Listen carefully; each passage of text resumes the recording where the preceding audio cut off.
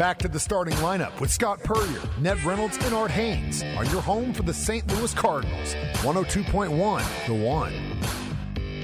And those St. Louis Cardinals will not be playing today, but they will be back tomorrow, coming off a 9-7 victory. Welcome back to the starting lineup, brought to you by Play It Again Sports, by Swing Right Golf, by Citizens Bank of Rogersville, and by Marshfield Chevrolet. Ned Reynolds along with Scott Purrier. And we have a special guest with us. Very pleased to introduce to the Ozarks the new head coach of the Southwest Baptist University women's basketball program. His name is Matt Bollant. Matt, thanks for joining us. Bollant. Thanks so much for having me. Yep, you nailed it. You nailed it. Well, we're going to nail it 7 different pronunciations because it sounds like you go by Coach B, right? Yeah, and I could care less. My brother pronounces it differently than I do, so I don't really even notice when people say it. Well, welcome to the Ozarks. When you get here, you're still in Tennessee. Your most recent job, Bryan College, there in Tennessee, and college or university, Bryan. It's a college. College, actually. Okay, yeah. Yep. NAIA school. Your original start to your coaching career started there at Bryan, and of course, Major Hay and your name out there with Wisconsin Green Bay. Great run in the Horizon League. I believe 5 championships there. Head coach at Illinois, head coach at Eastern Illinois, then Bryan, and now Southwest Baptist. And what was the allure of coming to Bolivar, Missouri, and coaching the Lady Bearcats? Yeah, it really was the AD Clark. He came after me and did a really good job recruiting me. The guy who did the search, Jamie Beckler, I've known forever. He reached out about a month ago. I said no. I came to Bryan to be here and build something special. He reached out again like 2 weeks later, and I said no. And then there's a couple of circumstances that happened at Bryan, and I said to my wife, "What do you think about checking it out? What do you think about praying?" She said, "Yeah, let's check it out and go visit." So last week over spring break, we decided to go visit, Clark just did an incredible job. President Melson did a great job with his interview with me, and I would just, the facility is amazing. The town cares about basketball, and I know how good that area, the Springfield high school basketball is legit, and I'm really excited to recruit local kids and bring them to SBU. Coach, when you were tenured at Wisconsin Green Bay, was that during the Dick Bennett era, or was that after you? That was after. I actually worked for Dick's daughter, Kathy, at Evansville and Indiana. But that was after. Brian Wardle was Todd Kowalczyk was at Toledo, and then Brian Wardle were the 2 coaches. And Brian Wardle, we're really close. My wife watched his kids, so we're really close to the Wardle family. Went 148-19 in those 5 years at Wisconsin Green Bay from 2007 to 2012. Won 5 Horizon League championships. Went 34-2 in 2011 and got to the Sweet 16.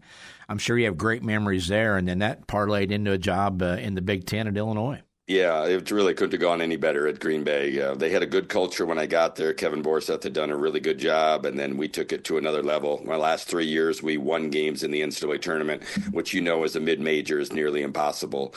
And just had a really special run. And Kayla, who was a player of mine, Carrie is now the head coach at Green Bay, and so I'm in constant contact with her, and she's killing it, doing great at Green Bay. It's really fun to have former players be Division I head coaches and doing really well. Now, Coach, you can really endear yourself to our audience by reviewing a little bit of your history when you were at Evansville, because you did coach here in town. Yeah, so I was at Evansville, got hired by Kathy Bennett. The first year we were awful, and we brought in a great recruiting class. We went from last, and then we won the Missouri Valley in our second year, win the NCAA tournament, played against Jackie Stiles in the semifinals. Thankfully, she didn't have many bad games, but she did have a bad game that day, and we beat them. Well, the next year we're better. We returned every one of our teams. We're playing at Missouri State. They're hosting the conference tournament, and we're playing in the semifinals, and we're up 10 with 10 minutes left in the game. And again, we have a really good team. They have a really great team with Jackie Stiles. She scored 38 points in the last 10 minutes of the game, scored 56 for the game, and they beat us. It was really good coaching by me. We held her to 56 in that game. But what I love about her afterwards, this shows you Jackie, and I know Jackie well, she goes into the press conference. My team did everything today. They got me the ball. They set screens.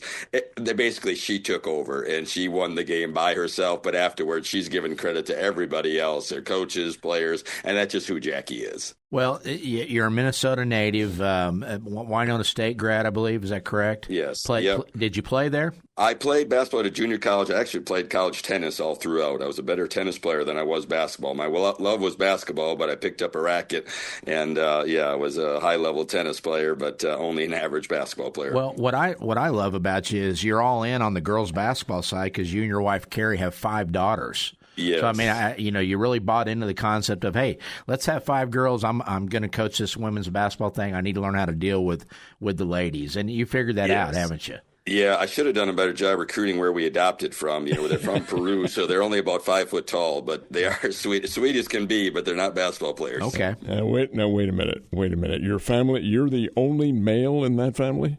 Yes, yeah, and get this, I coach varsity and JV women's basketball at Bryan. We have 35 players, and then my wife is a resident director, so we live in a dorm with 80 girls. Oh, good. So I better be an expert with women. Absolutely, yeah.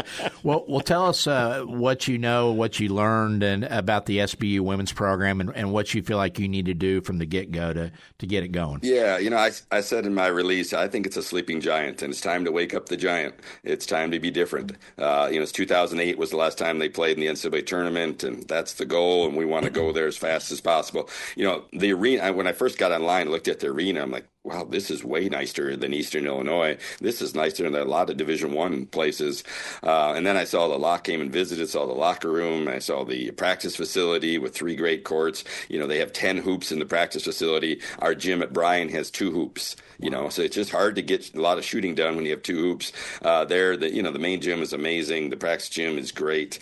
And then just seeing the one thing too that's a really big deal on the women's side, having nursing and then having a physical therapy that can lead to a master's and doctorate program. Those are the 2 best majors for women's basketball, and they're killing it in that area. And again, most of my freshmen, I have one of the best freshman classes in the country at Bryan, and I think probably 5 of the 15 freshmen we brought in are in nursing, physical therapy. Those are great majors to have. Coach, do they still have that same old arena up at Eastern Illinois in Charleston? Yes, they do. Heavens. They've updated it, brought in some scoreboards, and one of the boosters that I got to know, he donated millions of dollars and named the gym after him, Jerry, and he's a really good man. So they have made some great upgrades. Tom's done a good job as AD is upgrading, but it is the same gym that's been there for a long time. As a guy with 475 wins in 24 seasons and been around a while, you know it's a different game now. I mean, even at the Division II level, because of the movement and the transfer portal, the NIL situation, probably a little harder to take advantage of that at Bryan and NAIA level than it is at D2. Is that something you're kind of excited about, the opportunity to maybe shop a little bit? Yeah, absolutely. It's a completely different world. At Bryan, we give the average is about $5,000 scholarships, and it's $33,000 to go here. I did get one transfer last year; it was a good player for us. But when you're giving kids partial scholarships, the transfer portal, they're just not going to listen to you.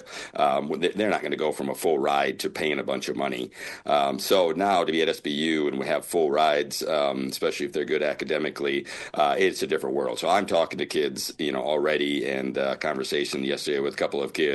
And Division I kids that I know that fit SBU. And, now the one thing, all those kids are going to be patient because they all want to get money. And so it's not going to be a quick, we sign this kid, sign that kid, probably. But at the same time, I'm excited to be having conversations with Division I transfers that can really help our program.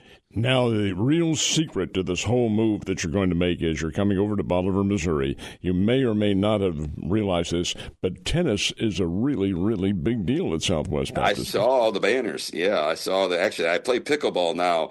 I don't move quite as well to play tennis, but I still play a little bit of tennis. But I've kind of lost my tennis, and now I play a lot of pickleball, and I love that. But I met the tennis guy the first day, and he showed me all the banners, and I was like, oh my, this has been quite the tradition. Well, John Bryant hung those banners and may have literally hung those banners, that are around there too. Literally. Did a great job with that program.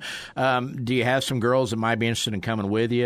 Have you broached that subject yet? Yeah, it's a unique situation because your daughter, who's an assistant coach, is actually the interim head coach now back at Bryan. Yes, yeah. And so we're kind of laying low and not doing much with that yet. Obviously, we'll see what she does. And the one thing, the most of the best players here are local kids, and they love being close to their parents, their families. The idea of going 9 hours away, I don't think is real appealing. For most of them. And that's why we would recruit Springfield, why we would be, the local kids. That's a big deal to have your friends and family at the games. And then you have a better chance to keep those kids as well. When their friends and family are at every game, they don't want to go somewhere else where they're not. So that's a big appeal. And I know how good the basketball is in that area. So we will be recruiting, Southwest Missouri really, really hard. When you take a look at the conference that Southwest Baptist plays in Great Lakes Valley and the level of competition, are you able to perhaps ascertain what you're going to be meeting next year and in the ensuing years? Yeah, to some degree. I talked to Casey Bailey yesterday. Ironically, I recruited her out of high school. It makes me feel old. My rival head coach is someone that I recruited. And we talked yesterday about scheduling already. We might come down and play in a tournament at Drury to open the season, because in the Division II, you want to play in that first weekend because you get 2 extra games. Sure. And so I was talking to her about that. The Lewis coach I've known. So I do know McKendry, Carey as well. I know a lot of those coaches. In the division, in the basketball world, it's a small world. So a lot of the head coaches I know personally and been around them, especially when I was in the Midwest recruiting, when I was at Green Bay, Illinois, and Eastern, you'd see those guys in the gym all the time. Well, it's the same thing we said a couple of days ago when Thomas Brock, the new men's coach at SBU, is on with us, is that, the fresh blood in Bolivar now hopefully will restore a little bit of that pizzazz to that rivalry with Drury. The Highway 13 catfight has been a big deal. It's been very competitive over the years. You look at what Drury's done, Molly Miller now doing it at Arizona State and Amy Egan doing it at Lindenwood. That's an indication of how good that program is, and I'm sure that's somebody that you want SBU to get to that level consistently as well. Yeah, I coached against Molly. No, Molly and Amy. Yeah, Lindenwood's done a great job there. The 2 great examples of you can get it done at this level and you can be great and get the town behind you. Well, and I know you got to hit the ground running. What's the next 2 or 3 weeks look like? I mean, I'm sure it's just a flurry of phone calls and trying to get a schedule put together. Kind of talk about that, because you've done that before, haven't you? Yeah, I drove, signed the contract 2 days ago, got in the car, drove 9.5 hours, met with the team that night, and then drove back yesterday. This weekend, we're going up to see our daughter, Joe, that's in Illinois, and then coming there for the press conference, be coming Monday. And then I'm leaving for the Final Four, go down and talk to all my friends and coaches and say, hey, who do you got in the transfer portal? Who should I be looking? Who's a fit for SBU? And then I will be back in the SBU the following week. We're still working through with HR as far as the start date and getting everything nailed out there. But I'm excited to be on campus, and I've already talked to the kids that are planning to come visit in the next couple of weeks. Coach, we offer you great congratulations. You've been a magnificent interview, and you'll be a very good ambassador for the Southwest Baptist program. Thanks for being with us. One more thing before we let you go. Who do you like in the women's Final Four and championship this year? Yeah, I know Gino pretty well. One thing, and I wouldn't pick against them until someone beats them. But I do think South Carolina, UCLA, Texas, Vic Schaefer's done it at Texas. So I think there's 4 teams that could win it.